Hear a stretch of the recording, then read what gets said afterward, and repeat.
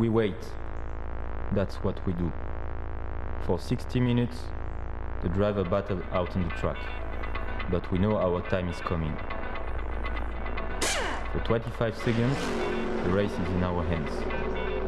There can be no mistakes. They cost time. We prepare, we focus, we test, and sometimes we make the difference.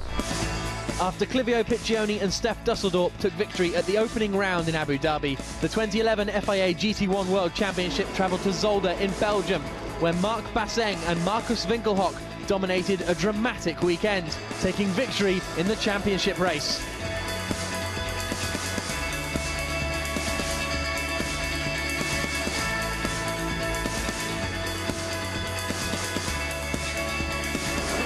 Portimao was next, where Nissan began to show their strength. Lucas Luhr and Michael Crum took the victory, whilst bad luck blighted their teammates Peter Dumbreck and Richard Westbrook, picking up a puncture.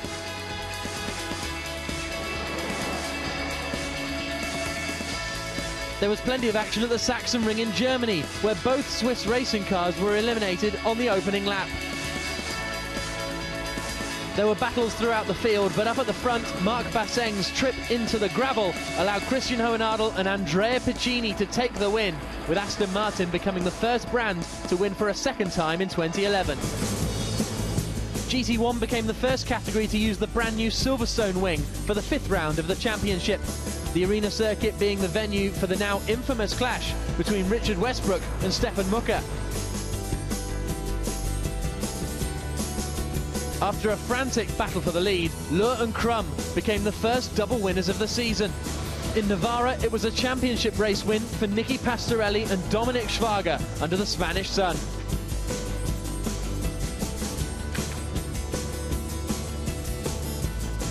Aston Martin were hoping for good things in the south of France as the GT1 World Championship made its way to the Paul Ricard high-tech test track. But unfortunately, after a good start, the Hexis machines almost came together, with Piccioni spinning. Westbrook and Dumbreck retired with a puncture, allowing Luhr and Crum to take control of the championship with their 3rd win of the season. FIA GT1 then made its first visit to China at the Ordos International Circuit. A packed crowd arrived in the Kangbashi district to see a commanding victory for the Mark VDS Ford GT of Fred Makovicky and Maxime Martin.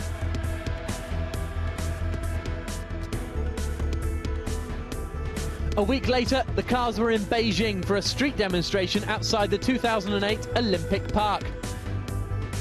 The weather took a turn for the worst, and in the only wet race of 2011, Darren Turner and Thomas Enger came through to take victory. At San Luis in Argentina, Crum and Luhr wrapped up the title in the qualifying race, so it didn't matter that they were eliminated in this massive start line shunt. Exim Bank Team China won the race, but Hexis Racing did enough to clinch the team's title. I just want to say one word. We are the best team in the world this year. To be champions now is wonderful. For me and Michael, winning with the number 23 is just great.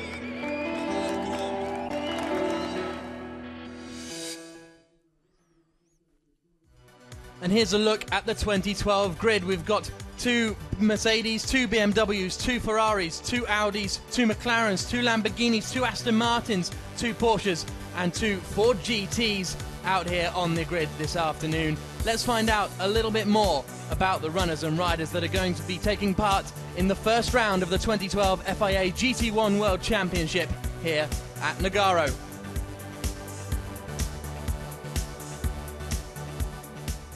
The Aston Martin brand are represented this season by Valmont Team Russia. World Series by Renault race winner Andreas Zuber will pilot the number 6 car alongside 3-time Russian touring car champion Alexei Vasilyev. After a strong 2011 in a Mark VDS Racing Ford in FIA GT1, Maxime Martin returns this year in the 2nd Aston, partnered by Russian single-seater racer Sergei Afanasyev. It's fantastic to be here. I represent Russia and I represent my sponsors and I represent Aston Martin. I'm really glad to be in a World Championship. It's going to be fun and we'll do our best to fight for the title. The Belgian Audi club Team WRT are running a pair of R8s in 2012. The team will be running the updated LMS Ultra model with a strong driver lineup. Audi regulars Oliver Jarvis and Frank Stippler will drive the number 33, whilst Formula 3 racer Laurens Vanthoor will be joined in the 32 car by massively experienced GT racer Stéphane Ortelli. For us to be here in the World Championship is really, really important. I think we have a really strong R8 car, and we've been winning races last year, but not at this level. I think we are strong, and we're going to fight to the maximum for sure. The 2010 FIA GT1 World Champions Vita for One racing team returned to the series this year with the BMW Z4. Matthias Lauda, son of 3 times Formula 1 World Champion Niki, will pilot the 17 machine alongside Niki Meyer-Melnhof. After a massively impressive GT1 debut at the final round of last season, Jelmer Berman is back, racing the 18 car alongside team boss and 2010 Drivers' Champion Michael Bartels. It's a nice feeling with the German brand BMW. It's also for me coming back home, because when I started my career I was already for 1 year BMW factory driver, and now running the BMW Z4 in the World Championship is something with a very special feeling. The prestigious Ferrari brand is back in the top tier of GT racing, being run by AF Corsa. GT3 champion Francesco Castellacci continues his association with the team, driving the number 4 458 alongside Enzo Ide. Ex-A1GP racer Philippe Salaquada will be in the number 3 car, with former FIA GT2 champion Tony Verlander alongside him. I think it's a good car, good to be in this championship. I've seen some of our opponents on action in these days, so I think it's going to be a tight and exciting championship. Andy Soucek and Emanuele Moncini will be running in the number 11 Sunred Ford GT, as the American marque continues its association with GT1. 2004 Italian F3 champion Matteo Cressoni will be in the second car, having raced in various GT championships for the past 6 years. He will be joined by another Italian F3 champion, this time from 2002. Serbian Milos Pavlovic will be alongside him, making his 3rd FIA GT1 appearance this weekend in Nogaro. It's great to be here. It's great to be part of this championship and fourth, so we're gonna fight hard and try to be up front. Lamborghini will be run by the experienced Reiter engineering squad in 2012. Peter Cox has been racing for the brand since 2004, and his huge experience will be complemented by Porsche Carrera Cup Asia champion and current World Touring Car driver Darrell O'Young. 2010 GT1 runner-up Thomas Enger will move from the Aston Martin to the Lamborghini this year, and will be joined in the 24 car by German Prince Albert von Thurn and Taxis. Feels very good to be here in the World Championship competing with such a strong grid. We are all very excited, and we hope that we can compete for the top places. McLaren makes its debut in international GT racing this season, with reigning teams champions Hexis running 2 cars. Alvaro Parente played a large role in the development of the machine as McLaren test driver, and he'll be joined by French youngster Grégoire de Moustier. In the number 1 car is Steph Dusseldorp, retained from Hexis' campaign last year, and 2010 Porsche Carrera Cup champion Fred Makovicky. We are world champion in 2011, and this is a new goal with McLaren to do the same as the last year with the Aston Martin, and we hope so to continue to be world champion again 1 year and 1 year and 1 year. Alinkel.com Munich Motorsports continue in FIA GT1, running a pair of Mercedes SLSs. The driver lineup is largely unchanged, with Mercedes driver Thomas Jaeger the only newcomer to the team, partnering Nicky Pastorelli in the number 37 car. Ex-Formula 1 driver Markus Winkelhock is in the 38 machine, alongside team boss and experienced GT racer Marc Basseng. The SLS is a great car, really reliable, completely 180 degrees change to the Lamborghini Murcielago we had before. A great car, but this car you can work with it, you can run 2 days without any problems, and that's what we need. Exim Bank Team China will represent Porsche in this year's World Championship. After competing in the Asian Porsche Carrera Cup last season, Ren Wei will be alongside ex-FIA Formula 2 racer Benjamin Lariche in the number 8 car. V8 supercar driver Matt Halliday will be in the 9 machine, alongside 2011 FIA GT3 runner-up Mike Parisi. I am very happy, and it's a great pleasure for me to be here in Nogaro. It's my home circuit, so I am very motivated and very happy to be here in the World GT1 Championship. It's a big chance for me, and I hope that we are going to do a good job with Matt Halliday.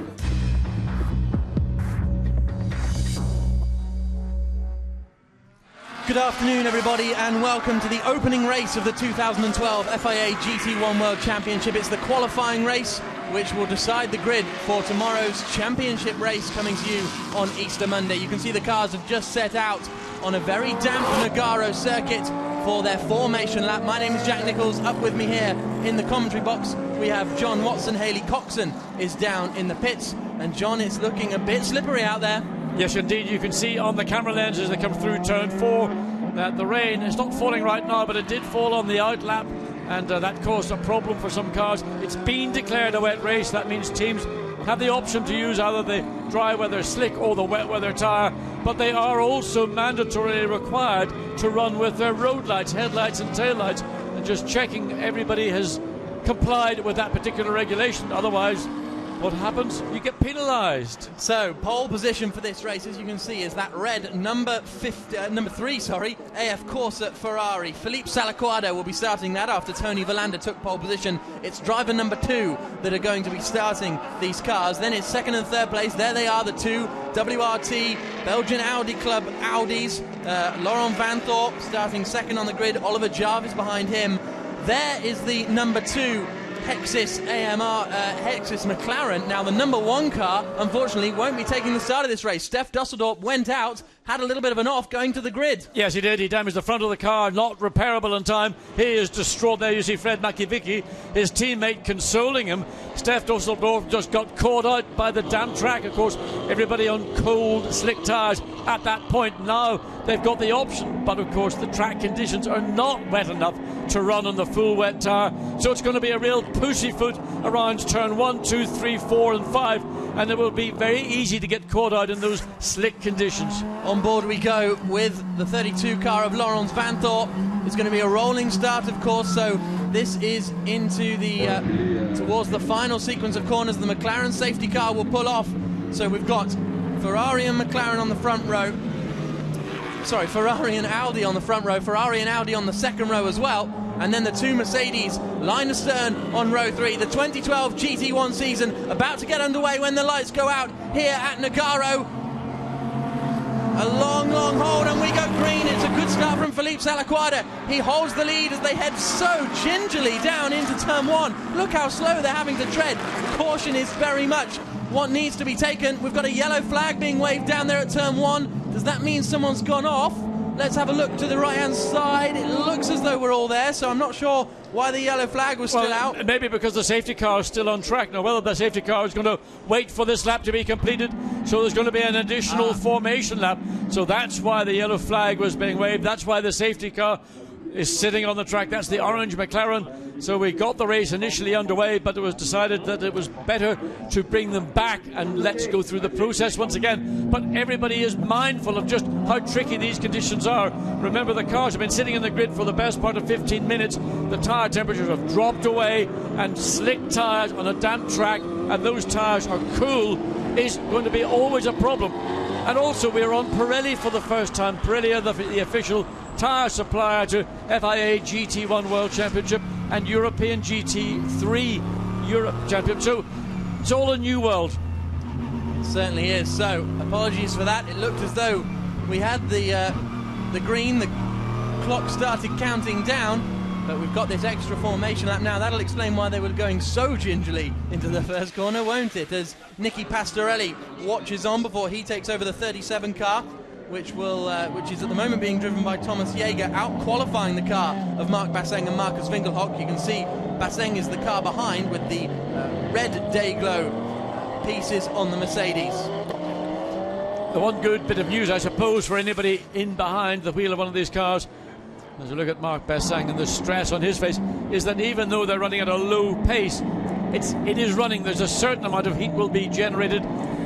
It'll not be great, but it'll be better than they would have had on the single parade lap behind that orange McLaren. Okay, so we go on board with Laurens Vanthorpe after that false start to the 2012 season. Hopefully this time we will get racing underway. A 1-hour race. We're going to have a driver change about halfway through when their teammates will take over. There is Enzo Eid. He's going to be taking over the number 4 AF Corsa Ferrari, being started by Francesco Castellacci, starting on the second row of the grid. Are we going to get the green flag and the race underway this time? The safety car has pulled off. We wait for the lights to go out here at Nagaro. So do the drivers. 1 hour of racing begins now, and it's a very good start from the 4 Ferrari of Castellacci, but he's been bulked out. Coming through the middle is the 33 Oliver Jarvis. Can he get past his teammate? It's almost 3 wide going into the first corner. We go on board with Markus Winkelhock a little bit further back. It is the Ferrari who holds the lead. The top 3 are still in grid order, but the number 4 Ferrari of Castellacci has dropped down a bit. Yes, and as the Mercedes has got itself up to 4th place, now one of the McLarens trying to come around. As the Lamborghini, in fact, come around the outside of turn 4, and it really is difficult. There's still a very small amount of rain falling. But the Mercedes trying to come back round turn 5. If he can get alongside the Lamborghini as they come out, no, the Lamborghini closes the door on the exit of turn 5. Now through turn 6, flat out down the straight. Fantastic move around the outside of turn 4 by Thomas Enger, but now it looks as though Oliver Jarvis is having to go very, very defensive on the run down into the hairpin, because Thomas Enger is a man on a mission. He's super late on the brakes in that Lamborghini. Is he going to get it stopped in time? He is. Can he pull off the move? We've got the Ferrari and the McLaren going side by side. Thomas Enger has made it past. That's 2 outside passes in the space of a lap from Thomas Enger. Brilliant start from him. Castellacci desperate to find his way back up the order, as we've got a Lamborghini and a Porsche side by side as we go on board with Markus Winkelhock. That is Castellacci just in front of us, and now Enger's going for 2nd place. Well, there's a brave move by Thomas Enger, but of course the experience of GT racing, in fact the skill of Thomas Enger in these conditions and the confidence he's got, he knows he's got an opportunity early in the race to try and make moves, putting pressure on the lead of the 2 the 2nd place Audi, the lead of the 2 Audis, coming through 13, through 14. That would be flat out in the dry. It'll be difficult in these conditions. Still a certain amount of spray coming off the track on the exit of 14, up the inside. Brilliant move from Thomas Enger. He got the good run out of the final corner. He'd gone a little bit wide. Albert von Turnen Taxis can't believe his luck. He's going to be inheriting the 2nd place car as things stand. So the order is Philippe Salaquada out in the lead in the Ferrari, Thomas Enger up into 2nd, Lawrence Vanthoor is in 3rd place in the Audi, then 4th place is the other Audi of Oliver Jarvis, 5th place is Thomas Jaeger at the moment. But Thomas Enger is going to be in the lead before too long. He's right on the back of Philippe Salaquada. He's looking to the outside line again. This is an absolutely sterling first lap and a half from Enger, and he's going to be right in there as they head down the back straight. Yeah, of course, there's always more grip in these conditions than on the outside of some of the corners. It just is a fact of life. Racetracks in this type of condition are very, very slick on the racing line. Looking one way, goes back to the left to take the traditional racing line. Can he find a way to do the undercut coming out of turn 7 through turn 8? That's where the McLaren of Stef Dusseldorf went off. As we go back to the battle for 2nd or 3rd, 4th and 5th, McLaren looking very strong indeed. Yep, this is the number 2 car of Alvaro Parente, desperately trying to make his way past Thomas Jaeger in front of him. As we go side by side again, the Lamborghini's got the overlap, almost touching as they come under the bridge, but Thomas Enger moves into the lead. The Lamborghini team, Reiter Engineering, running the cars this weekend, absolutely delighted. And Enger, is he going to start to pull away now at the front of the field? Well, he's now got clear road ahead of him. He's not got to concern himself with overtaking anybody else. He can now drive the race he wants. He can use the racetrack as he chooses, and he has pulled out a gap of a 2nd or so in the last 3 corners. And the Ferrari under pressure indeed from the 3rd place Audi up the inside, can't get the job done into turn 1. Lawrence Vanthoor, the 19-year-old Dutchman, trying to make his way into 2nd position. He's right up behind Philippe Salaquada. Salaquada acting as a bit of a moving chicane at the moment in that AF course to Ferrari as they wind their way around turn 3, now down in towards turn 4. Still the McLaren and the Mercedes battling. No change there just yet. But 2 laps completed, and look at Thomas Enger is really hooked up in these conditions as we go on board with Vanthoor. He's going to try and get past that Ferrari. Well, he's following in the foot tracks of the Ferrari. We've seen what Thomas Enger did. He went offline to try and give himself better position off a corner, and whereas the younger Vanthoor, he's just simply following along behind Salaquada and not making progress. But now look at Parent coming down the inside of the track alongside the Mercedes, 3 abreast almost into turn 7. Is he going to make it through? Yes, it looks like he is. The Porsche is going to try and follow through as well, but he's not quite close enough. That's Matt Halliday, the New Zealander, starting that car, so that's made up a few positions as they come into the left-hand, and now that's a late look up the inside from the 2nd Lamborghini. That's being started by Peter Cox. He's trying to get past Markus Winkelhock, and then behind them, strong performance from Matt Halliday in the Porsche. Well, the midfield really bunched together coming through turns 11 and then into 12 onto what was the original pit straight here at Nagaro. Great exit to turn 12, but you've got to be careful. The curbing is very slippery indeed, and we've seen that the Ferrari has not been able to maintain its pole position, and the Lamborghini is just gone. It's not quite out of sight, but certainly it's pulled away in the last lap over a second, and it'll probably be nearer to 2 seconds at the conclusion of lap 4. 2.8 seconds, incredible speed from Thomas Enger. He on that last lap did a 1 minute 39.4, 1.6 seconds quicker than the field following him. This is an incredible performance. So the McLaren then, the number 2 Exis machine of Alvaro Parente made it past. Is this going to be the move for second position here as we go on board with Vanthor around the outside of the long right-hander at turn 4? If he can just get enough power on, he'd have the inside for the next corner, but it's not working out for him just yet. Such a tight circuit here. He needs to think about maybe looking to the outside of turn 5, but again, he's too far behind the Ferrari. Ferrari can use whichever part of the racetrack it likes, and it's not under challenge to Talaquada in that second place. Ferrari uses the benefits of the car. Now watch the McLaren. Alvaro Parente got a 2 off the second of the Audis, gets alongside on the outside.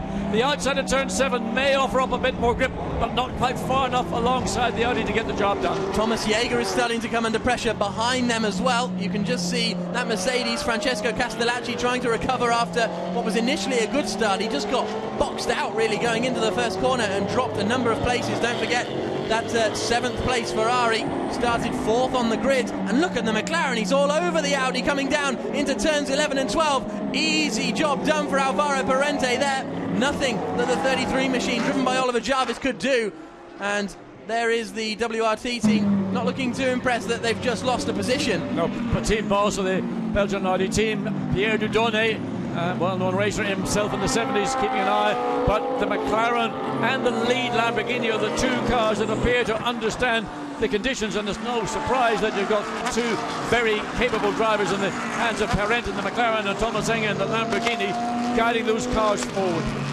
Into, look at that Vanthor, that's risky, isn't it? Trying to find a gap where there probably wasn't one. He's getting frustrated because he can see that McLaren coming up in his mirrors. Well, there was no room for the Audi to get through. Wisely backed out of it.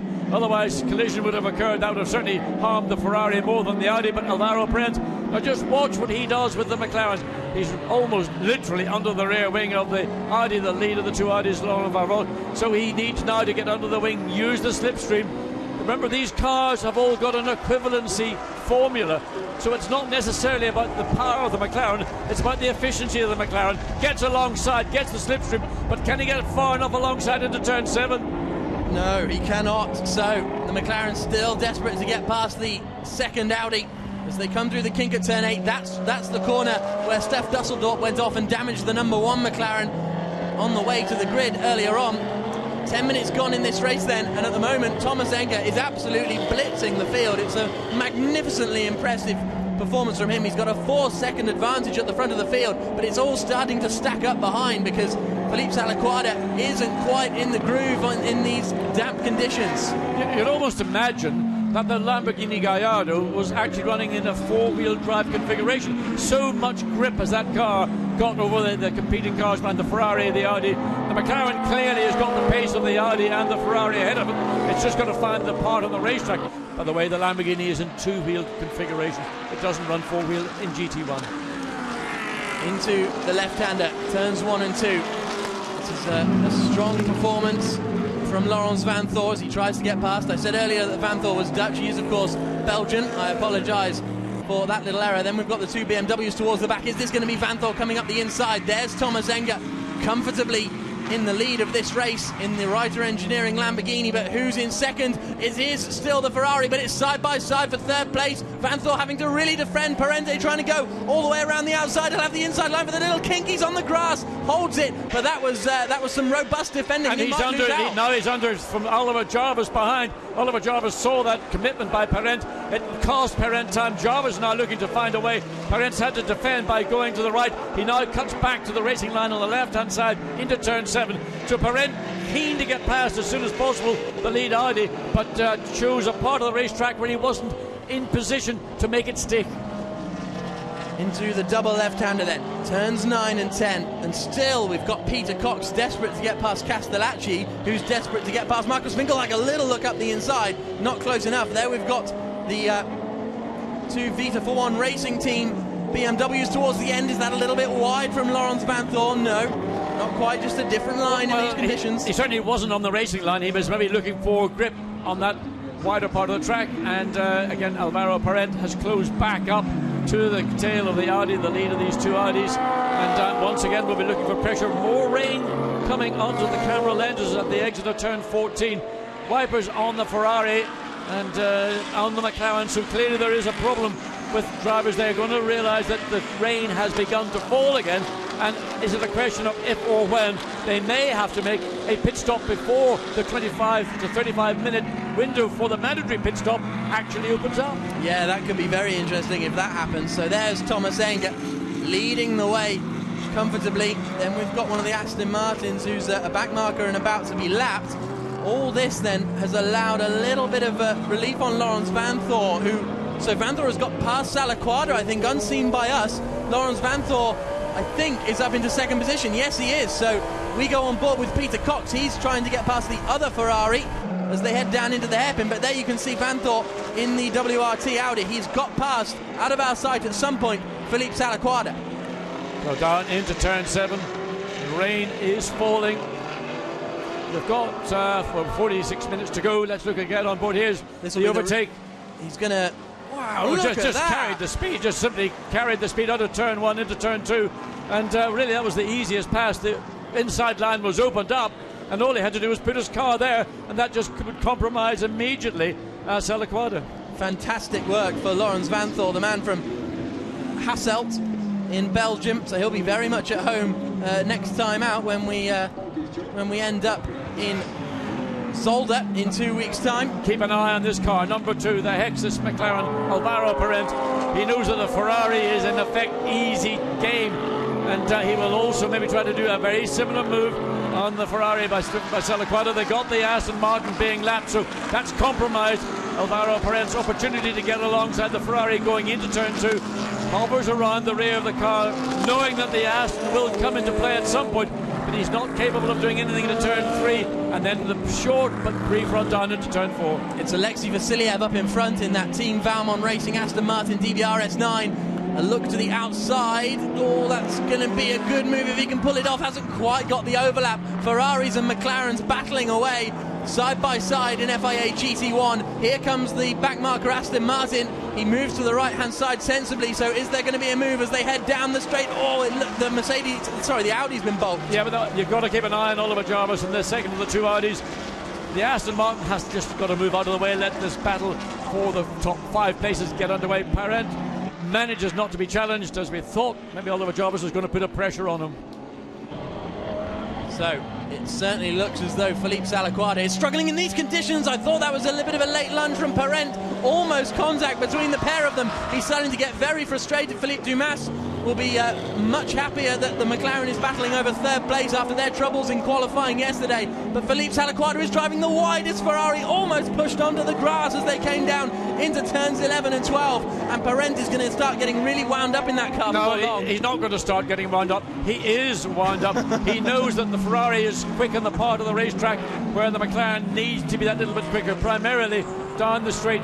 The McLaren has benefited from a tow from the Audi, but the Ferrari 458 is a different kettle of fish altogether. So Salaquada goes back to the middle of the road, tries to be, well, he doesn't really need to be defensive. It's actually Parent being defensive more against Oliver Jarvis.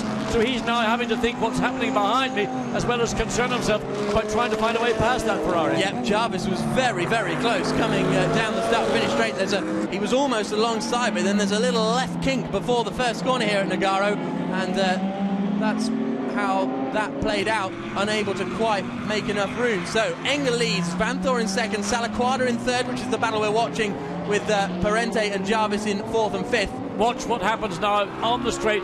There should be a reasonable tow for Parente and the McLaren. Salaquada, we're riding on board with them now, coming down the straight up to 250 kilometers per hour. Parente looks one way, Salaquada goes to the right to block. You're only allowed to make one blocking maneuver on any part of a racetrack at any time. And it's side by side behind. Castellacci still trying to get past Thomas Jaeger. He's been trying to do that for the past 18 minutes, but it hasn't worked out for him quite yet as they come into into the double right-hander at 9 and 10. Parent, little look up the inside. Has he got the overlap? I think he has. Will this be Parent up into third position? Yes, it is. I think he gave him just a little nudge there to try and open the door. Well, he's had to work very, very hard indeed to get that position.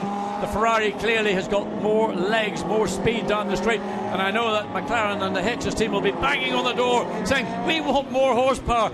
How clear is it? You can see we were not quick down the straight. We've got a great handling car, and that's why Alvaro Parente was able to get past the Ferrari.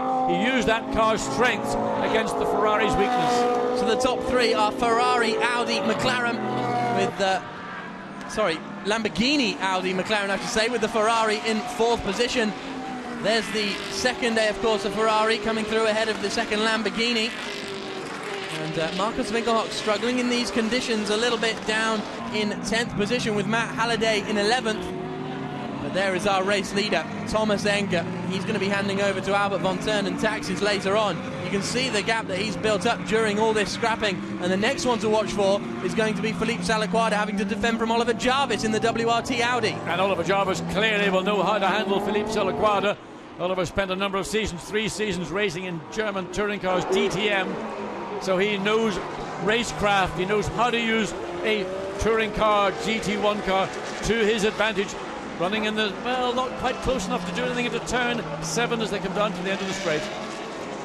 Thomas Jaeger going defensive once more. I mean, when you go to the right of the track, then you come across to the left and there's a car there.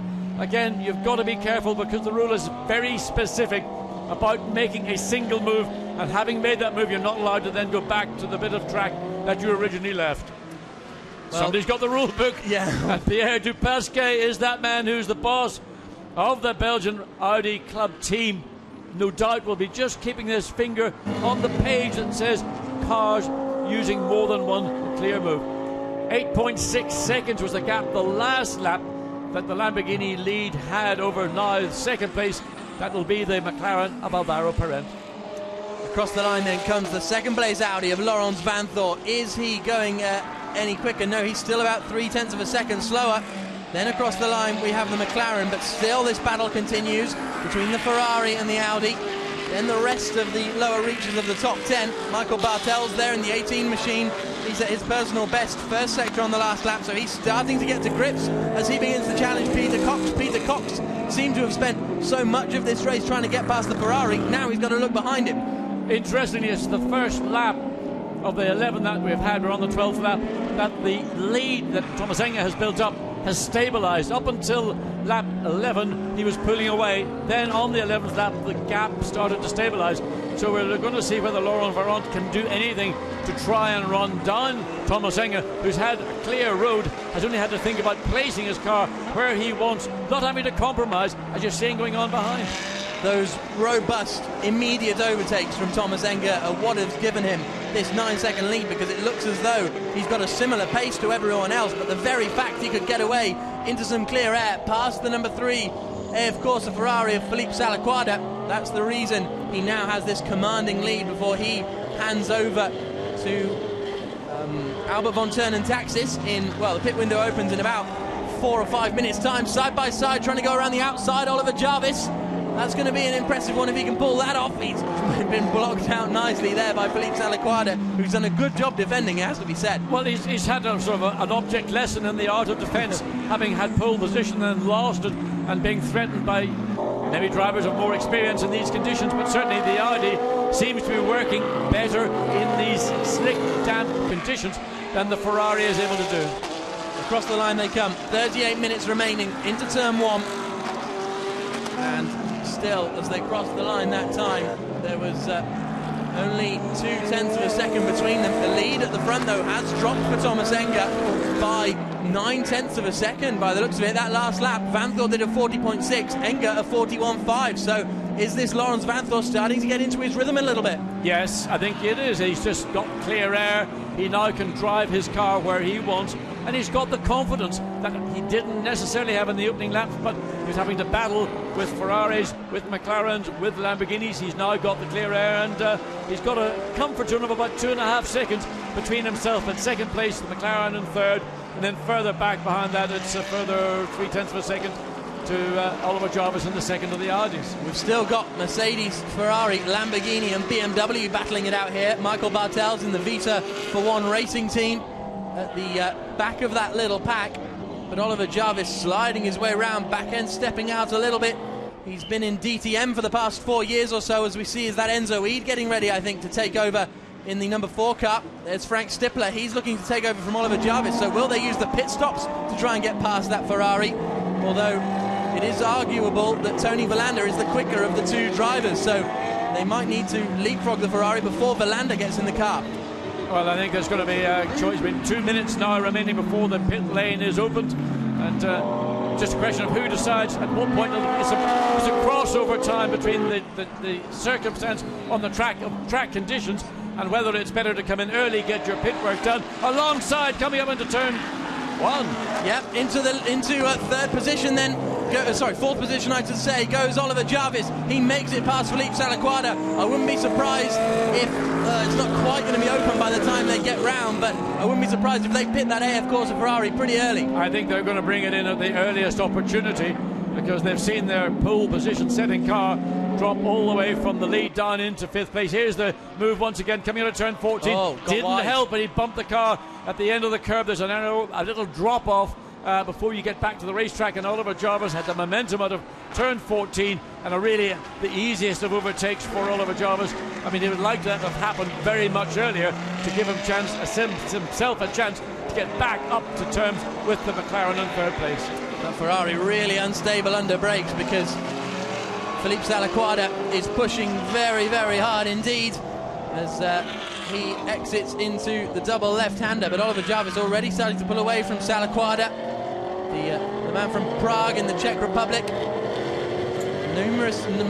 Plenty of racing experience, A1 GP back in the day, 2 pole positions in Formula Renault 3.5, so he knows his way around a racetrack, does Salaquada, but hasn't quite got to grips with these conditions. And still, this 4-car train, which is ultimately over 6th position. We've got Jaeger in 6th, 7th is Castellecci, 8th is Peter Cox, 9th is Michael Bartels, as Laurens Vanthoor continues to chip into the lead. It's down to 6.5 seconds where it was 9. And further down the field, also we've just the second Ferrari of Castellacci. Likewise with the Salaquada Ferrari, they both seem not to have the best setup for these difficult conditions, because you haven't got probably the full tyre temperature to give you the confidence of the grip. At the same time, you're having to deal with a car that appears to have pretty snappy rear oversteer, so you're never going to be too keen to get on the throttle until you're confident the car's pointing in a straight line. Salaquada needs to be careful, because he's falling back into this 4-car train, isn't he? Castellacci's only got 1 car between him and the teammate.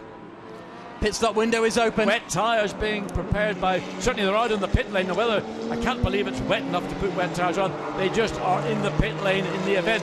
Well, McLaren coming down right against the right hand side of the racetrack. So unless that is to cool the tyres. Well, they're on slicks at the minute, well, yeah, so they wouldn't be needing to go on wet part of the track. Certainly all the drivers said to me that it was definitely going to be a slick start. First car in is the Aston Martin. Let's see if it's a slick pit stop. As out will get Alexei Vasiliev. Sorry, no, it's the 6th car, isn't it? So Sergei Afanasiev, who has driven 15 laps in the car before starting the race today. Not exactly the best preparation. So who is going to pit in this selection of drivers, and how will that balance out? It's all going to be about the pit stops here. Plenty of time to be won and lost, and into the pits comes the Porsche. Yeah, but the Lamborghini stays out. And what will McLaren do? Currently running in 3rd place. You can see the gap between the McLaren and the Audi has stretched dramatically over the last 3 or 4 laps, and the gap between the lead car and the 2nd place car is down now to 5.6 seconds. Another second taken out, and indeed Felipe Salaquada pits, so does Peter Cox, so does Michael Bartels. So the 3 of them choosing to come into the pits very, very early indeed, as early as possible really. Tony Verlander waving, saying, "Come here, Felipe, I want to go." And are those... There's certainly wets there. Which ones are they going to go for? Wets on the front. Can't believe they've been they had wets on. They had wets on. I'm surprised. That's maybe part of the reason why, because I assumed from the weather conditions, although it said wet race, it was optional to start on wets or go on to slicks. but they did start on wets, and they're putting wets back onto the McLaren as well, and the Mercedes as well. Yep, so that's how things have transpired. It must be, there's hardly any spray being kicked up, so it must be really, really marginal. And clearly that's why we were seeing the McLaren coming down on the right-hand side of the straight, because they were on those wet tyres. So, out of the pits goes the Ferrari, now being piloted by Tony Verlander, comfortably clear of Marc Basseng. And out then goes Daryl O'Young. That's a really slow pit stop actually for Daryl O'Young in the Reiter engineering car, because he was right up behind that battle between Marc Basseng. There's the Ford GT, haven't seen much of that. The Sunred Ford being started by Matteo Cressoni, the 2004 Italian Formula 3 champion. But now these drivers have got to gingerly get to grips with their new car. Thomas Enga goes across the line on this lap. He does a 1:40.4. That's better from Enga. He needs to be doing those kind of lap times.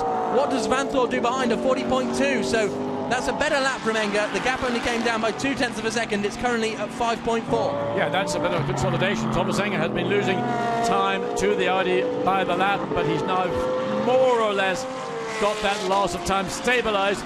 Nevertheless, he had up to an 11-second advantage, down to 5.5 seconds.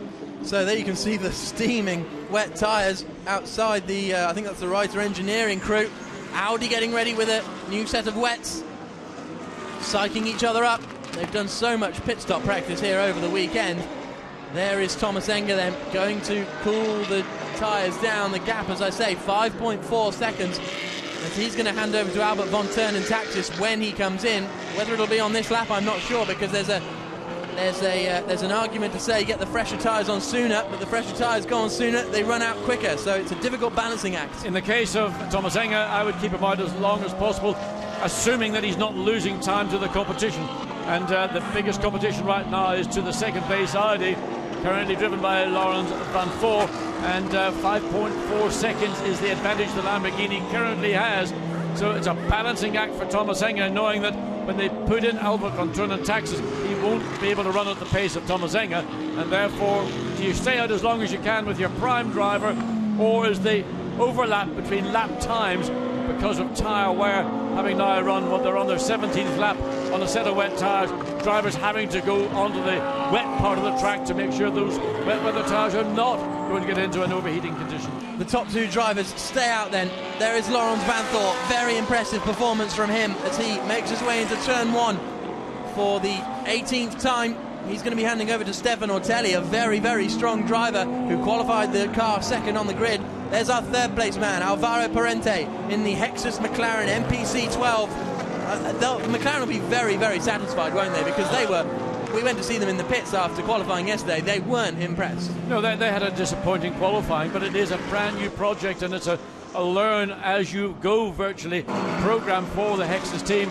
So it will take a little bit of time. You can certainly see that the car needs a bit of assistance in a straight line, but in terms of the handling of the car, Alvaro Parente was able to do pretty much whatever he needed to make up position. So the car is part way to being the McLaren we expected. A bit more work to be done. So it looked to me as though Albert von Turnentaxis was getting ready down in the pits. Is Enga, who's just lapping one of the Ford GTs, is he going to be coming into the pits this time around? Sorry, that's Daryl O'Young going past the Ford GT. He's genuinely battling with him. So that was Daryl O'Young into the right-hander. But how's our race leader Thomas Enga? When will he be coming into the pits? Because as I say, Albert von Turnentaxis, there is the second Reiter Engineering Lamborghini, the internet-sponsored car, into the final sequence of corners. Is this going to be pit in for Thomas Enga? It looks yes, like it is. Yep. This is going to be important times for the Reiter Engineering squad. I think the Audi is going to stay out. Yes, we might have the second Audi come in of Oliver Jarvis, because I think Frank Stifler was ready in the pits. But here we go. Let's see this pit stop, John. It's very tight. You've got the Ford there just almost intruding into the pit lane for Albert von Turnentaxis to get into the car. Thomas Enga's out. He's done a great job to get that car into the lead, pull out, and now we see the majority of the field have opted to come in at the middle part, effectively, with the pit lane window being open. But it'll be Laurens Vanthoor who stayed out one more lap. And it'll be a little bit more difficult for Albert von Turnentaxis getting into the Lamborghini, having not driven it in these conditions, having not driven it on wet weather tyres. get dialed in. So he's got to make the best, and he's got to primarily make sure he doesn't make an error. Away goes Albert von Turnentaxis then. Frank Stippler is about to leave the pits in his 33 Audi. How quickly can von Turnentaxis get up to speed, get up to grips with this damp circuit? Away goes the Audi. You can see the Marc Basseng. Sorry, that's Nicky Pastorelli, isn't it, who's in the pit lane? He's going to be taking over from Thomas Jaeger. So out goes the second Audi. And that's interesting. Then the Ferrari coming out ahead of the Mercedes. So I think that's going to be Tony Verlander coming out ahead of Nicky Pastorelli. The Ferraris look absolutely identical, so it's a bit difficult to tell them apart at times. But is this going to be the pit stop that may well decide the outcome of this first qualifying race of the season? Is he going to be coming into the pits this time, Laurens Vanthoor? Yes, he is. So this is going to decide the lead. Can they work quick enough in the pit stops to get out in front of that Reiter Engineering Lamborghini? Stefano Telli, massively experienced driver, waiting to get in. Yeah, you have to think that the lead that Vanthoor has got coming in, handing over to Stefano Telli, hugely experienced driver in sports cars and in GTs in particular.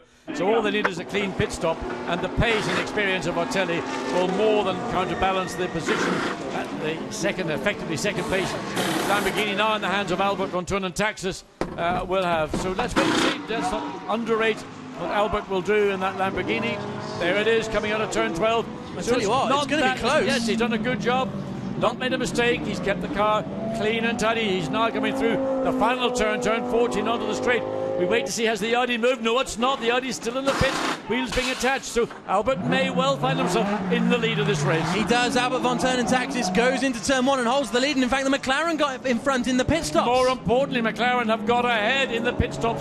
That's a gift for McLaren. Good job by Hexus. We've known their pit stop skills over previous years by being generally the quickest of all the teams in GT1. They've done it again here this afternoon. Gregoire de Moustier then up into net second position. And I think still second position on the road. Yes, everyone is pitted now, so second place for Gregoire de Moustier in that number 2 Hexis Racing McLaren.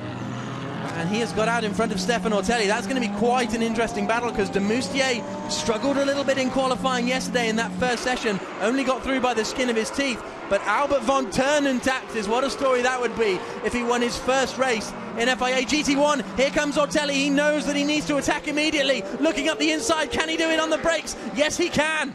Again, you can see that the Audi, a little bit of extra straight line speed allowed him to get into that advantageous position into turn 7. Not a great deal of defence coming from de Moustier in the McLaren, probably wisely under the circumstances, going out on a wet track, not understanding how the car will feel against the much more experienced Stefano Ortelli.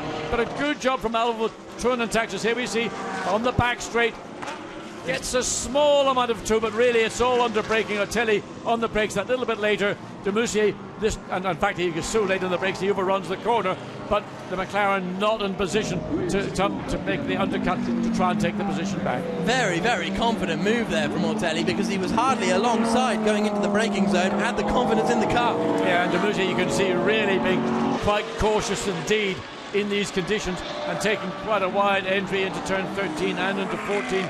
So he needs to do a very sort of rapid learn of what the conditions and the car are like. And he's going to come under threat from the second of the two Audis now with Frank Stippler in that car.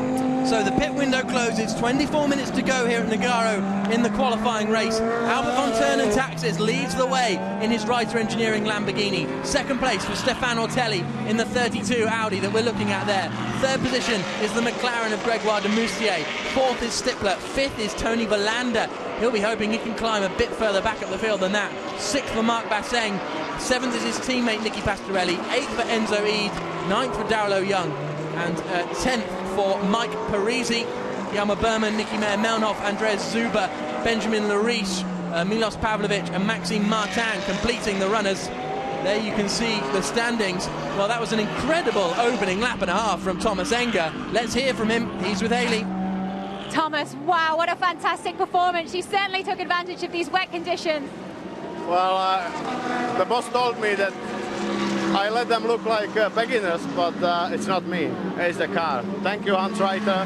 What a fantastic Lamborghini. what a fantastic car in wet conditions and also in dry conditions, as we've seen yesterday in Q2. So I'm really happy now. Just keep fingers crossed that Albert can bring it home in the first position. But it's just beginning of the weekend. We need to do the same tomorrow. But it looks like Albert is now increasing his gap. So that's looking good so far. Thank you. Here comes Frank Stippler, challenge on for third position, trying to get past the Hexes. He's gone for it into turn one, and he's got past Grégoire de Moussier. Hangs the door out nice and wide. De Moussier had no chance to come back. No, and Stippler made a big commitment. He had to run very wide in the exit, and the McLaren was looking to use that bit of tarmac. But de Moussier got out of the throttle, gave Stippler sufficient room to get through turn one, and once he's now ahead of the McLaren, he will be focusing very much. Let's look again as they come across the start-finish line. And he's not in position yet, but then de Moussier seemingly almost comes off the throttle quite early on the approach into turn one. But there's where the Audi runs wide. The McLaren is able to cut back. But again, de Moussier clearly being cautious, and you can see in the look on the Hexes team, they thought that's a moment of, wow, well, that was a bit too close.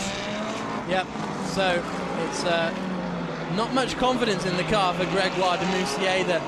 The big surprise so far of today has got to be the Ferraris. They qualified first and fourth on the grid, but they really haven't been able to find their feet in these wet conditions, currently running fifth and eighth. So I think there's going to be a lot of head scratching of Vita for one. Look at this. This is about to go three wide down into the hairpin. This is one of the down at the AF Corsa team. This is one of the AF Corsa cars. Enzo Eid starting to come under pressure from Daryl O'Young. So O'Young has recovered fairly nicely, and he's going to get up the inside into turn 8. Good move from O'Young, but he'll be on the outside line for the next corner. They've also got Mike Parisi behind them, all the way around the outside. Daryl O'Young, he needs to do it again. Oh, he has. Brilliant work there from the young Chinese driver, who's also doing World Touring cars this year and for the past few years. Mike Parisi trying to follow through immediately up the inside as Enzo Ide really struggles in the 458. Yeah, indeed. If you get the opportunity to, when an overtake's taking place ahead of you, to follow through and unsettle the car that's just been overtaken, well, that's what we're looking to see the Porsche try and do on the Ferrari. Now, the Ferrari in the dry was pretty much untouchable because it just seemed to be dialed into the racetrack. But for the very reasons that it was strong on the dry, it seems to be struggling in these slick. It's not truly wet, it's just slick conditions. And they've gone from the pole position to dropping all the way down really into a strong midfield battle. So Mike Parisi now is the next man to try and get past Enzo Eid. Matt Halliday started that Exim Bank Team China Porsche, and they were saying they're a little bit disappointed with how qualifying went, but they weren't particularly surprised, and he's tried to go in late up the inside of turn 4. That was an adventurous move. Enzo Ide taking the wide line in, but another attempt. Ide will have more traction on the outside, but that Porsche is good on traction and good in a straight line. This also is going to allow Jelmer Berman to come through in the Vita Form Racing Team BMW. Yeah, I mean, the Porsche was all over the back of Enzo Eid. Really, just he was trying to get out of the way at one point. Now the BMW also trying to take advantage of that overtake. But the speed of the Ferrari in a straight line is impressive, and even the BMW, the Z4 V8 couldn't get into position. It had the run off the corner, and that didn't really help it either. Great to see Jelmer Berman back in GT1. Now this is interesting. Cars 2 and 32 under investigation for a pit stop infringement. That is our second place Audi of Stefan Ortelli and Laurens Vanthoor, and our fourth place McLaren of de Moustier and Parente. I just wonder when Vanthoor came into the pit lane, did he actually run over? There's a white line that caught out some of the cars in qualifying by making a late cut into the pit. So if they've crossed that line, they could be penalised. Otherwise, maybe pit lane speed limit, maybe running too quickly in the pit lane, either entry or on the exit. Remember, it is 60 kilometers per hour in the pit lane. Jelmer Berman attacking now for 10th position. Up the inside, not close enough. Berman, great to see him back in GT1. He competed in the last GT1 race of last year, and he won both the qualifying and championship races in the Corvette. So it's fantastic to see Jelmer here this weekend and trying to get past the AF Corsa Ferrari. Not quite close enough, but he's going to have to do it really in very much the same way we've seen earlier in the race with the McLaren. It's not going to be in a straight line unless he gets a mega run off turn 6. It's going to have to be done in the twistier parts of the track, almost bully his way past Enzo Eid in the second of these two Ferraris. Down the main back straight, Ide going immediately to the inside line. Well, again, look at this wandering backwards and forwards. Yeah. You're not permitted. It was very clear in the driver's briefing that you're allowed to make one move, but going to the right, then back to the left, not the right thing to do. Let's hear from Pierre, the team boss down at Audi, see if he knows what's going on. Can you update us on why you've been issued an infringement? We don't know. To us it looked good, but we are under investigation, so there must be a good reason. But for the moment we don't know why. Thank you. Well, here's a replay of the pit stop. So the driver's getting in. Because there's no refueling, it's not like there's a rule saying drivers have to get in at a certain time or anything. No, but there are things like coming into the pit lane, crossing the white line, which we did see some cars get penalised for. Pit lane speed limiter, that might be a more severe, could be a drive-through penalty. You know, it's lines, it's the entry lines and the exit lines. If you just happen to clip one or run over it, that's an infringement technique. I mean, there's so many areas, and until the team are advised of what infringement actually is, we're going to second guess probably about 12 or more different things. Yeah, absolutely. So there is the 33 car. That is not under investigation, Frank Stippler, but he was fairly quick on that last lap, a 1 minute 39.3, but a second off the pace of Stefan Ortelli, and it's worth focusing now on that battle for the lead because Stefan Ortelli has hacked the gap down to just 3.2 seconds. There he is. No surprise, Stefan Ortelli, hugely experienced, winner of Le Mans, winner of pretty much every classic sports car GT race around the world, and Albert von Taxis, but doing a good job. I mean, he's running in 1 minute 39.7, and I don't think his team could ask for a huge amount more against drivers of the quality of Ortelli and others that are running. I mean, Frank Stippler likewise in the third place Audi. It's a very impressive CV for Stefan Ortelli. 1995 French Super Touring Car champion, 2002 Porsche Super Cup champion, twice champion in the FIA GT and GT class, 2004 French Carrera Cup champion. Last year he was third in Blancpain. 2007 he was GT1 champion in LMS. So did he win Le Mans or not? I don't believe so. I thought he did. But maybe he did. May have done it in a Porsche at some point in GT1. But he's going damn fast today, that's for sure. 2.2 seconds. He didn't close in on that last lap, interestingly. Albert von Taxis edged out the gap a little bit. There's Michael Bartels at the far end watching his teammate Hjalmar Berman still trying to get past Enzo Ede. Well, that Ferrari has got it where it counts in a straight line. It just gets off the corner. Has got the acceleration, not really so much about top speed, but on the main straight it will stretch the gap to the BMW. Let's see if Philippe Dumas knows anything about this pit stop infringement. Philippe, do you agree with the pit stop infringement? Nothing. I think it's quite clear and no problem for the moment. I think the pit stop was perfect, so I don't know what is the problem. I think there is no problem. Do you know what they think you have done? No, I don't know. I don't know. Sorry. Thank you. So, he was the Le Mans Series winner in 2005 in the Audi R8 with Stefan Ortelli, but I don't think he actually won Le Mans 24. Let's move on and look at the lead closing now down to 1.3 seconds, and that's the pressure that Albert von Taxis knows he has got to deal with. Whereas Stefan Ortelli hunting down the Lamborghini, it's always nice to hunt the car down and be the driver having to defend. Particularly, we've got, 14 minutes or so of this race remaining. That's a big ask for the Lamborghini with the combination of Ortelli and the Audi R8 behind. Yeah, and look at this. On board we go with Ortelli. There is the race-leading Reiter Engineering Lamborghini in front. The problem for von Taxis is his lap times have been a bit erratic. Some laps he's matched Ortelli. That last lap he lost 9/10 of a second. So down the back straight they come in towards the hairpin. Both are powered by the same V10 engine. Interesting to see that neither can gain or is at a loss. And Ortelli a lot later in the brakes, braking on the racing line. Von Taxis had to brake slightly earlier on the defensive line. Can he dive down the inside into turn 10? It's a big yes. Oh, good move very there. Very easy indeed. Von Taxis did well to see Ortelli coming in his mirrors, clapping away in the WRT garage. Thomas Enger, what's his reaction? Well, Thomas little giggle, he doesn't mind. Well, look, I think he's delighted that his teammate's doing such a good job. And with 13 minutes remaining, Oliver Jarvis is, 10 odd seconds or 9 seconds behind. this battle that we've just seen lead change. So 13 minutes and 9 seconds. Well, Stippler in the second place, Audi will no doubt close up, but can he get past in the time? Look at that, just drove up the inside. He didn't compromise his, because what you do with that right-hand kink is you compromise the exit in order to get the best turn in to turn 9. Ortelli just went as fast as possible through 8, got his nose up the inside and made the move stick. Very good move from a very experienced driver.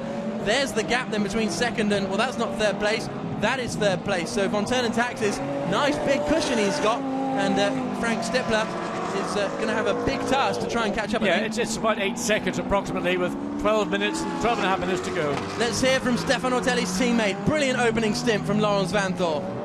Laurens, considering yourself and Stefan said yesterday it's going to be difficult to overtake, it certainly doesn't seem to have been the case today. Yeah, and it's wet now, so it makes it a little bit easier to overtake. But for me, it was difficult to overtake the Ferrari in the beginning, but apparently Stefan hasn't had any problems to overtake, so yeah, it's all going in the right direction at the moment. Thank you. On board with Stefan Ortelli, you can see no sequential stick shift gearbox in this Audi R8. It's all done on paddles behind the wheel, in the same way that Formula One has moved. This is the double left-hander where he made the move a few moments ago. Now down into a double right-hander at turns 11 and 12. And he's got a back marker up in front of him. Ford GT, I think. Yep, it's the number 10 Ford GT. And Albert Von Turn and Taxis not dropping back too quickly. But here's a continuing battle. It's still Jelmer Berman, still trying to get past Enzo Ede. So Ede has kind of found his feet a little bit now. Yes, but the Porsche of Matt Halliday has taken that 9th position a couple of laps earlier. Not pulling away particularly, and he's got... well, looking to see on the road how far up the road he needs to look to try and have a go at Peter Cox in the second. Well, Peter Cox at Lamborghini number 25. That of Darrell Young driving the car now to see how far it is there. Well, in fact, it's within range of Matt Halliday and the Porsche, so maybe a top 8 is possible if Matt Halliday can get the Porsche to work. It's only the top 6 that score points in this qualifying race, but of course the important thing is it sets the grid for tomorrow. And the winner of this race will pick up 8 championship points as opposed to 25 tomorrow. So the main focus is on tomorrow. But if you can get that 6th place and that 1 point, then it may come in very useful at the end of this 2012 World Championship when we finish at the Buddha circuit in India in early December. Bartel's still looking all over the back of Enzo Ede. And let's see what their lap times were like on that previous lap. Well, actually, Ede was a 10th of a second quicker. They're both closing in on Mike Parisi, actually, in 9th position. They were both about 9/10 of a second quicker last time around. So is Parisi starting to struggle? Well, he got ahead of these two cars, but as you say, maybe there is something now, just giving up on the Porsche. Matthias Lauda, keeping an eye on what's going on. He's going to be... in fact, Lauda, when was he... Matthias Lauda handed over to Nicky Meyer-Melnoff, didn't he? He's down in 12th position, currently just ahead of Andreas Zuber, who's back out in the car. Hopefully they fix that power steering from yesterday, otherwise there'll be another rant coming his way. So we head into the double left-hander at turns 9 and then turns 10. Jelmer Berman must be getting a little bit frustrated, and of course there's a real incentive perhaps for Jelmer Berman to stick behind Enzo Ede, because if he starts 11th, he'll have the inside line going into the first corner, which is where you always want to be, presumably. Yeah, but the trouble is, by the time you're that far back in the pack, it sort of sorts itself out so much, and it can often be chaotic, and it's always, to me, either be at the very front or the very back. If you're at the front, you avoid the problems. You're at the very back, you can avoid them. If you're in the middle, it's difficult not to be involved. But, you know, the BMW quicker through the corners than the Ferrari. The Ferrari's just got that little edge when it comes to straight line speed. BMW Motorsport here, that is good to see that they are supporting the Vita for One racing team, who are running this pair of BMW Z4s, as I say, currently in 11th and 12th place, so not as strong as they would have wanted to be. Teams champions, of course, in 2010 were Vita for One. No further action for car number 2 and car 32, so those pit stoppers infringements we were chatting about earlier, nothing else is happening with them, so Still like to know why it was flagged up as a possible infringement. Two Mercedes battling for position. Yeah, well, they've swapped position, haven't they? Because Marc Basseng has now got past Nicky Pastorelli. I'm fairly sure those Mercedes were the other way round before they came into the pits. 6th and 7th place, Basseng, Nicky Pastorelli in 7th. So there is that one championship point on offer for 6th. Yeah. I know that Marc Basseng and the entire team, Alenco team, are not happy with the performance they've seen out of this car at this racetrack. It is a big car and a lot of stop-start, so it's maybe not playing to the ultimate strengths of the Mercedes-Benz, and we may well see that on other circuits later in the season. Yeah, absolutely. It's one of the longest cars and one of the heaviest cars, so they've been struggling to really get it to work this weekend, but they were pretty satisfied with qualifying, with 5th and 6th, I think it was, on the grid. The gap at the front is up to 4.4 seconds, but the gap between Von Taxis and Frank Stippler behind is now only 2.3 seconds, and the fastest driver on that last lap was Grégoire de Moustier in 4th place. So the three of them now, you can see de Moustier just about to come around the corner there. Those three, with 7 minutes remaining, are going to be battling over 2nd position. Yeah, de Moustier just over 4 seconds behind the 3rd place Audi of Frank Stippler. So it's a lot to ask in 6 minutes and 50 odd seconds of this race to run that down, but there we see 24 Lamborghini. So it was just to completely finish this point off, Stefano Telli won Le Mans in 1998 with Alan McNeish and Laurent Aiello. So you're right, and off goes the number 8 car. That's Benjamin Lariche. That's Benjamin Lariche. Yeah, Mike Parisi is in the 9 car. Lariche had a trip through the field earlier on. This wasn't team orders, was it? No. They're going for it, these two Arlinco Mercedes. Well, quite right too. They're here to go motor racing, not out for a Sunday afternoon run. But you've got to remember, if you're going to battle with your teammate, the cardinal rule is don't take your teammate off in the process. Down towards the double right-hander, and Nicky Pastorelli is looking racy. Little nose up the inside of Marc Basseng in this battle for 6th position. But Basseng provided the room to enable that move to take place. He didn't shut the door, but again, coming up at the turn 13, clearly the second of these two, number 37, that's the Nicky Pastorelli car, looks to be not happy with that position, not happy with 7th at all. No, driving very aggressively. And you can see the times, you're 0.189 quicker on that last lap. The gap between 2nd and 3rd is down to 1.6 seconds as we continue to watch these two Alinco Mercedes SLSs. But here's Albert Von Taxis. Can he prevent a WRT Audi R8 1-2 here at Nogaro in the qualifying race? Into the hairpin he comes. You could see how much later Frank Stippler was on the brakes. Grégoire de Moustier, meanwhile, only closed in by 0.2 of a second on that last lap. So if these two start battling, de Moustier's got a chance, but if things stay how they are, he's too far back. I think he's too far back. 5 minutes remaining. It's a lot to ask to find 3 seconds in 5 minutes. But nevertheless, there is a battle going on for 2nd place, and that could create some tears. Looking to dive down the inside, Albert Von about to turn in, and he almost turned away from the corner, catching a glimpse of Frank Stippler sticking the nose of that Audi into turn 11. Down into the final 2 corners on this Nogaro circuit, and Von Taxis is going to have some very wide German shoulders to hold all this pressure. And he's going to need a very wide Lamborghini to hold off the Audi. Is he going to go defensive? He needs to down into turn 1.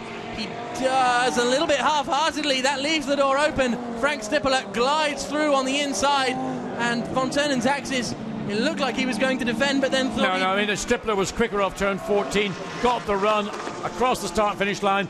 The Lamborghini was on the right-hand side of the track to take the normal racing line, and all of a sudden, the Audi 33 of Frank Stippler makes a pass, makes it look really very easy, but that was a well thought out and a very well executed overtake by the German driver in the Audi.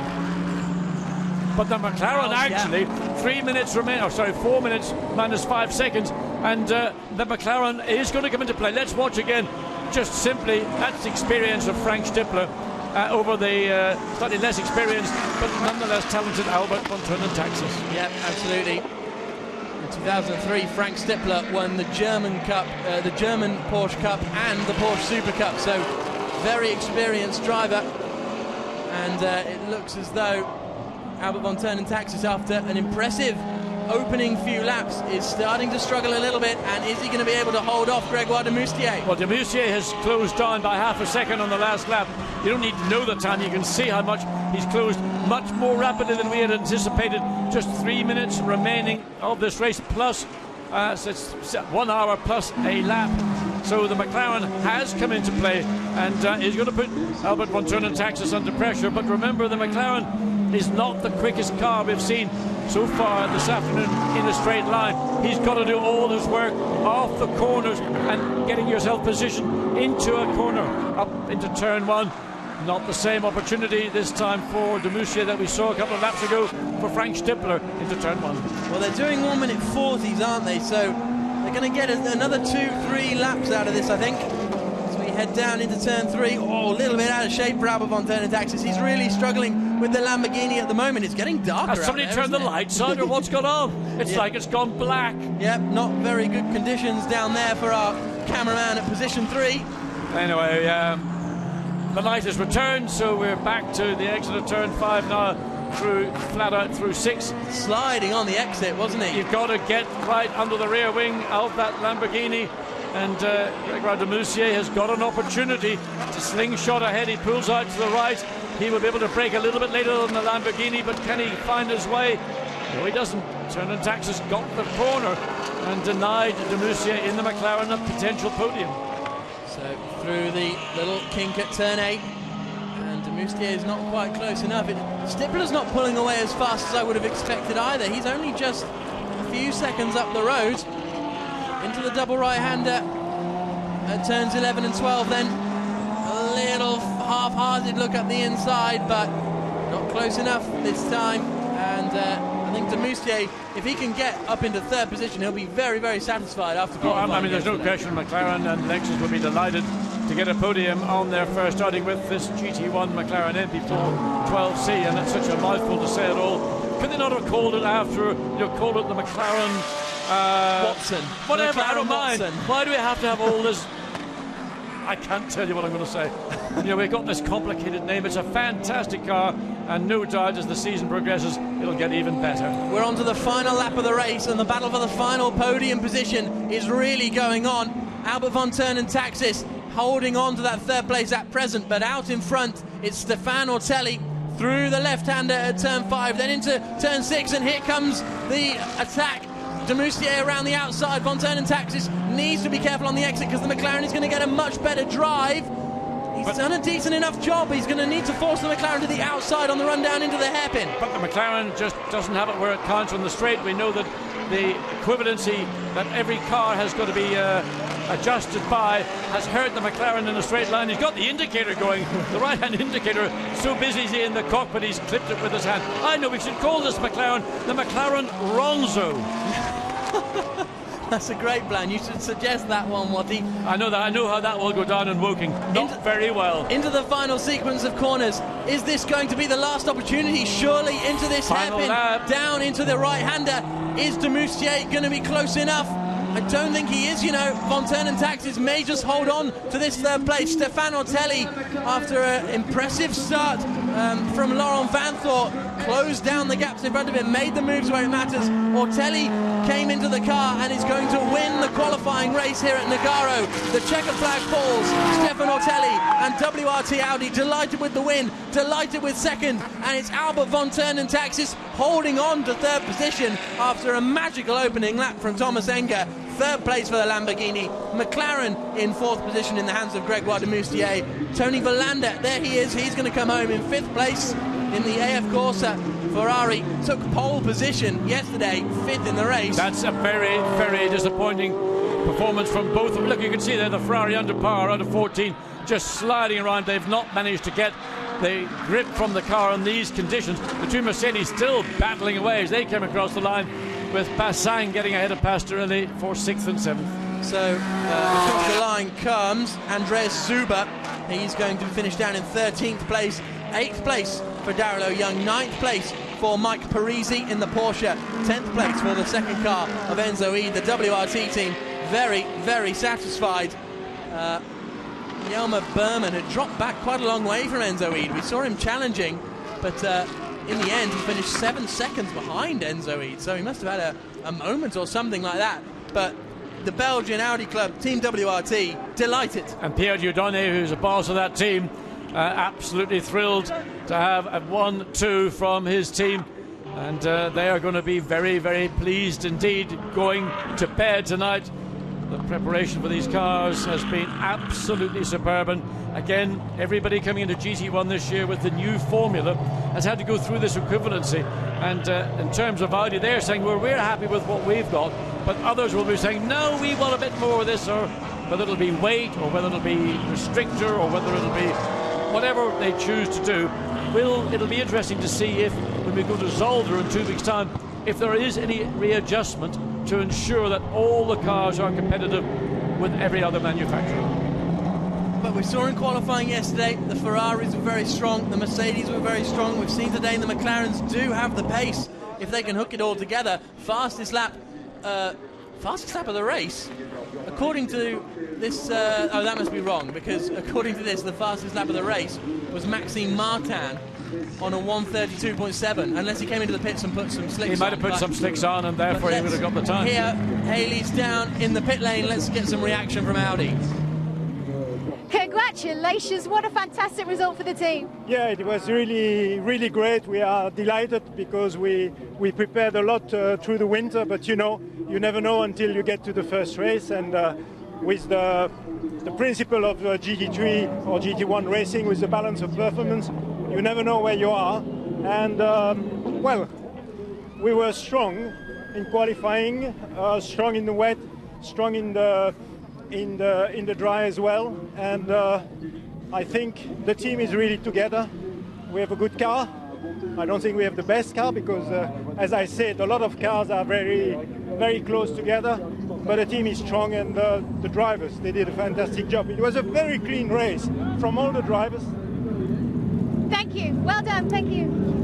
It's a very good point. It was a very, very clean race from this GT1 field in wet, slippery conditions, numerous overtakes. I don't think I saw a single piece of contact. No, I think everybody should be congratulated, because if you contrast what we had sometimes in GT1 last year, it was more like a crash fest. You think we're making videos for Crash TV. It was just outrageous. Today, under difficult circumstances, everybody behaved themselves well. They raced hard, they made room, they were aware of other cars coming up the inside or up the outside. Look at that. Well, delight from Thomas Enger, but more, I think, from Albert von Turnen Taxis, who did a great job. Okay, he lost the lead eventually, and they ended up, but they're on the podium. So for Thomas Enger and Albert von Turnen Taxis in the Lamborghini Gallardo. Interestingly, all three powered by the same power plant, that V10 Lamborghini/Audi engine. I think it's more Audi than it is Lamborghini these days. Albert von Turnen Taxis happy. I think they're speaking in German, so we can't really listen in on that one, but it's been a very impressive drive from Albert von Turnen Taxis to hold off all that pressure. There's Stefan Rattel in the background congratulating Thomas Enger on what was a very entertaining race and an absolutely magical drive from him. Those first two laps, he seized the initiative. Absolutely, but he made it happen for himself. Yeah. That car started back down in the fourth row of the grid in 7th place. So Thomas Enger and those first 3 laps was absolutely magic, as only Thomas Enger can be. Hugely talented driver, often overlooked, but you know, if that could be challenged into something special, Thomas is a great asset to any team. Definitely. So we will now hear from our race winners, Stefan Ortelli and Laurent Vanthor. They're down in the pit lane with Haley Coxon. Let's hear from them. Congratulations, Stefan. Did you expect to be so strong in these conditions? Not really. I mean, it's the beginning of the year. You don't really know. For sure, I have a lot of experience here in the rain in comparison with the other drivers. I've been racing here for 20 years, so it's a good way to start in France for us. As it will be the second race will be in Belgium for my teammate. He will be strong there as well, but he was just driving astonishing at the beginning of the race. You know, it's for me the result at the end. It's depending to the first 20 minutes, and he didn't crack under the pressure. Did an amazing job. I'm just so proud of him and proud of the WRT team. You know, 1-2 for us. It's I don't realize really, but we can really be proud for Audi and WRT. It's nice. It's nice. I love the car to drive here around. Sure. Congratulations, Ron. How difficult was it for you to keep control of that Audi R8?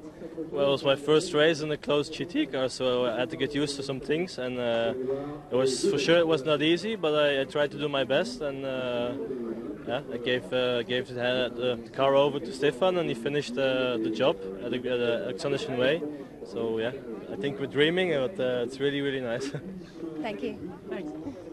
So very happy driver pairing up at the front there for the 32 Belgian Audi Club team, and Stefan Ortelli and Laurens Vanthoor really proving that they are a force to be reckoned with, and of course that means that we have a front row lockout. Those drivers, but also will be joined on the front row by Oliver Jarvis and Frank Stippler. Congratulations, Frank. What a result for the team, a 1-2. Do you think you're going to do this well in the second race?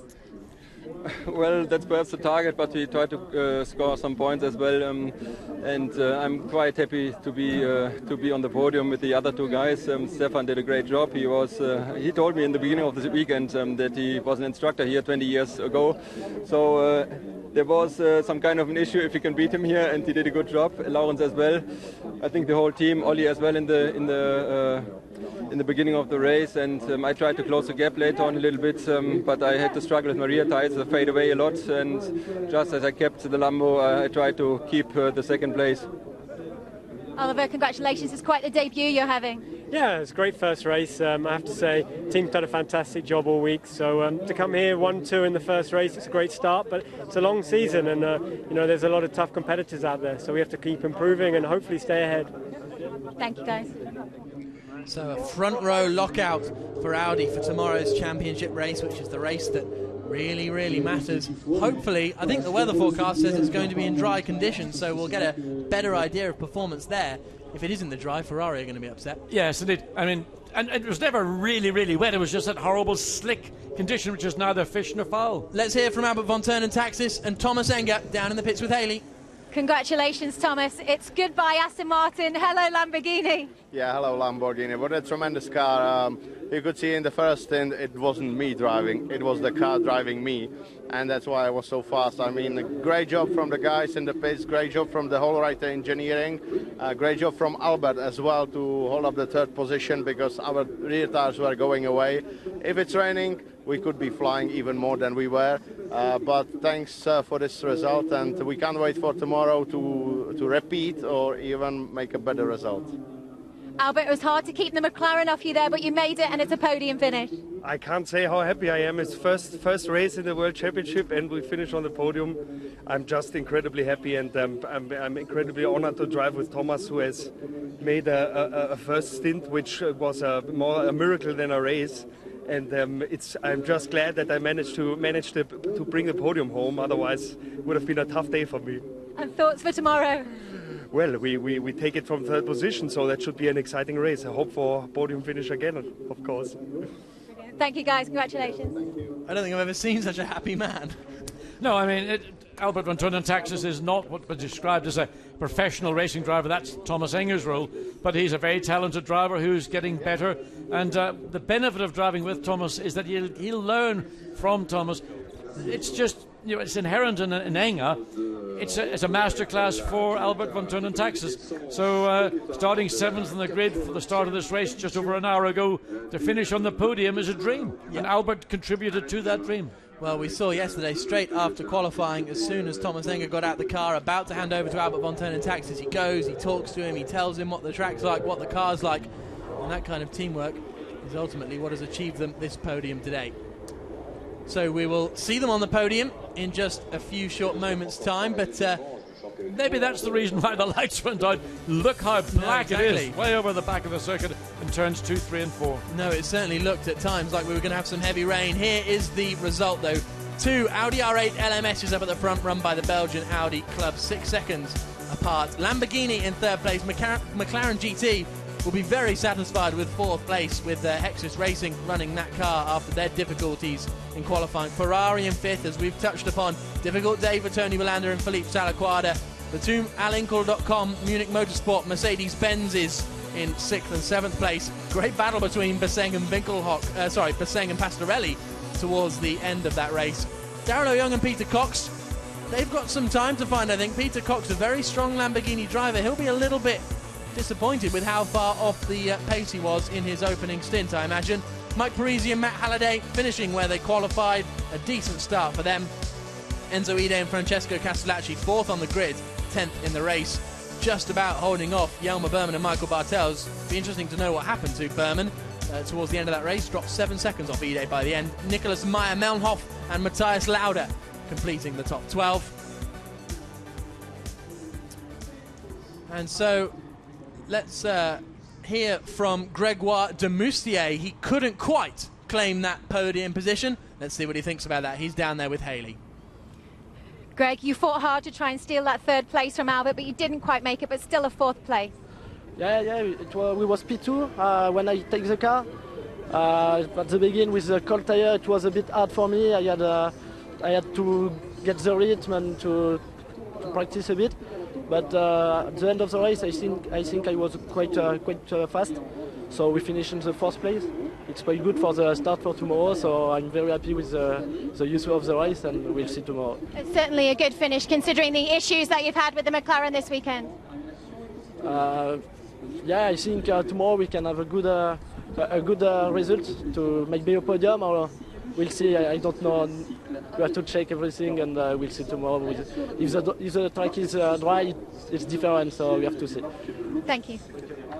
Okay, so that's interesting. He feels that in the dry, the McLarens aren't going to be quite as strong as they were today. And of course, tomorrow we'll have a McLaren starting in 4th, but we'll also have a McLaren starting in 17th because of that error from Steph Dusseldorp on the recon lap. Well, I mean, there's no doubt that McLaren are aware of where their car has got its strengths, and certainly we saw those strengths in these difficult conditions this afternoon.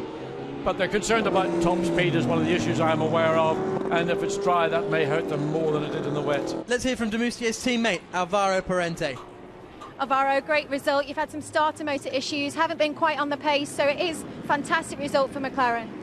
Oh yeah, well, definitely a really good start. The race was wet, you know, at the beginning, so tricky conditions, but the car was really good. Good traction at the beginning.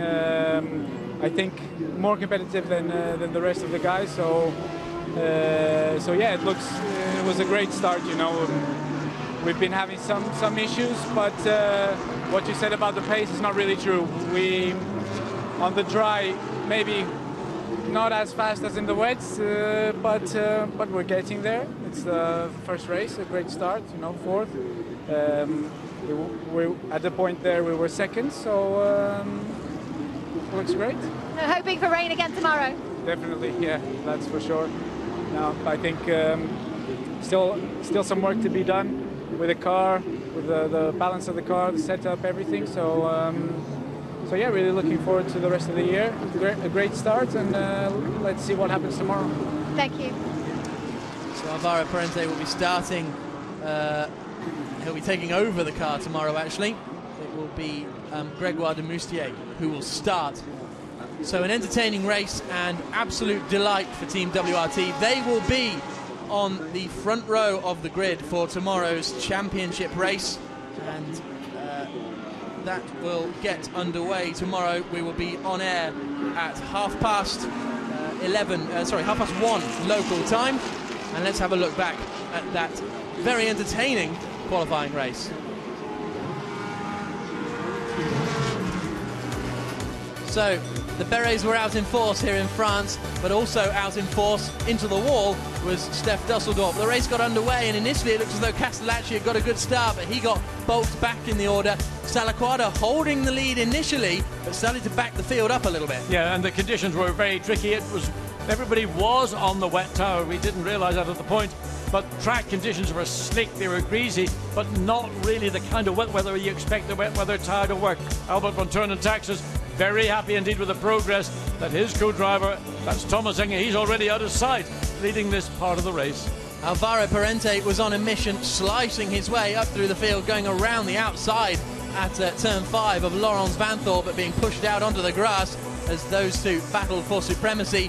Then into what became second place, what became the win, in fact, went Stefan Ortelli, the McLaren and the Ferrari battling all the way through, and eventually Salaquada had to relinquish the position.